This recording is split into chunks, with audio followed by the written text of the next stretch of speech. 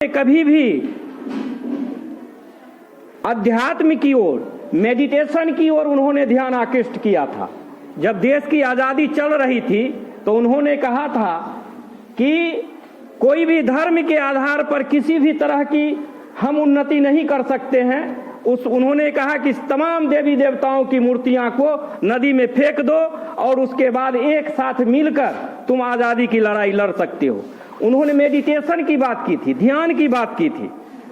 और विश्व में उन्होंने कहा था कि अगर किसी भी देश का युवा अगर जग जाएगा तो उसकी परिवर्तन ही नहीं, उसकी परिवर्तन सुनिश्चित हो जाएगी।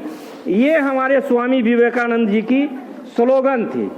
उन्होंने कहा कि जब तक हम लक्ष्य प्राप्त नहीं कर लें तब तक हम दौड़ते रहें, अगर गिर गए तो फिर उठ के चलें और रेंगते रहें। रेंगते हुए भी हमें कहाँ लक्ष्य को प्राप्त करना है। और जिस दिन रेंगना, दौड़ना, चलना बंद कर देगा उसी दिन तुम अपने मंजिल की ओर नहीं जाओगे। ये स्वामी विवेकानंद की है। और जिस दिन रुक गया उसी दिन समझो तुम्हारी आधी मृत्यु हो गई।